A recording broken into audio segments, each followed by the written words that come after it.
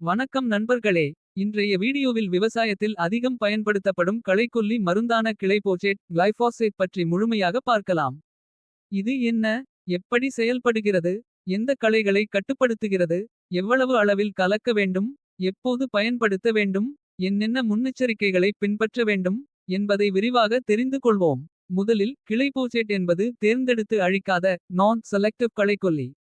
அதாவது இது தெளிக்கப்படும் பெரும்பாலான புல்வகை களைகளையும் அகன்ற இலைக்களைகளையும் அழித்துவிடும். எனவே இது பயிரின் மீதும் படக்கூடாது.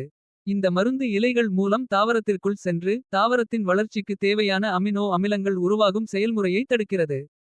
இதனால் களைகள் முதலில் வளர்ச்சியை நிறுத்தி பின்னர் மஞ்சள் நிறமாக மாறி 7 முதல் 14 நாட்களுக்குள் முழுவதுமாக காய்ந்து இறந்துவிடும். எந்த களைகளுக்கு பயன்படுத்தலாம்? புல்வகை களைகள், கோரை வகை களைகள் மற்றும் அகன்ற இலை களைகள் போன்ற பெரும்பாலான களைகளை கட்டுப்படுத்த பயன்படுகிறது.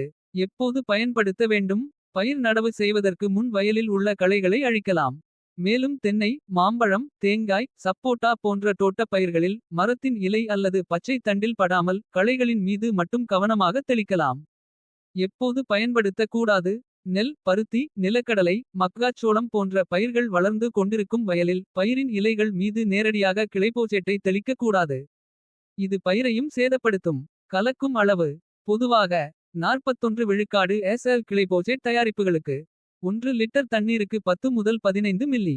15 லிட்டர் நாப்சாக் டேங்கிற்கு 150 முதல் 225 மில்லி. 16 லிட்டர் டேங்கிற்கு 160 முதல் 240 மில்லி. நீங்கள் வாங்கும் தயாரிப்பின் செறிவு 41 விழுக்காடு SL, 48 விழுக்காடு SL போன்றவை மாறுபடலாம். எனவே லேபிளில் குறிப்பிடப்பட்டுள்ள அளவையே முதன்மையாக பின்பற்ற வேண்டும். தெளிக்கும் போது கவனிக்க வேண்டியவை. காற்று அதிகமாக வீசும் நேரத்தில் தெளிக்க வேண்டாம். மழை வர வாய்ப்பு இருந்தால் தெளிப்பதை தவிர்க்கவும். களைகள் நன்றாக வளர்ந்து பசுமையாக இருக்கும் நிலையில் தெளித்தால் சிறந்த பலன் கிடைக்கும். களைகளின் இலைகள் முழுவதும் நனையுமாறு மட்டும் தெளிக்க வேண்டும். பயிரின் இலை, பச்சை தண்டு அல்லது புதிய தளிர்களில் மருந்து படாமல் கவனமாக இருக்க வேண்டும். பாதுகாப்பு நடவடிக்கைகள். மருந்து தெளிக்கும் போது கையுறை, முகக்கவசம் மற்றும் காலணியை அணியுங்கள். தெளித்த பிறகு கைகளையும் முகத்தையும் சோப்பால் நன்றாக கழுவுங்கள்.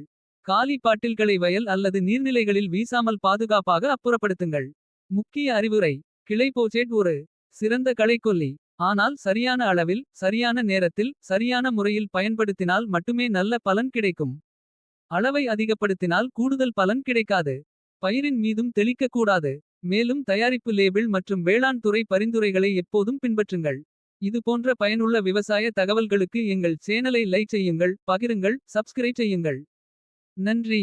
மீண்டும் ஒரு பயனுள்ள வீடியோவில் சந்திப்போம்.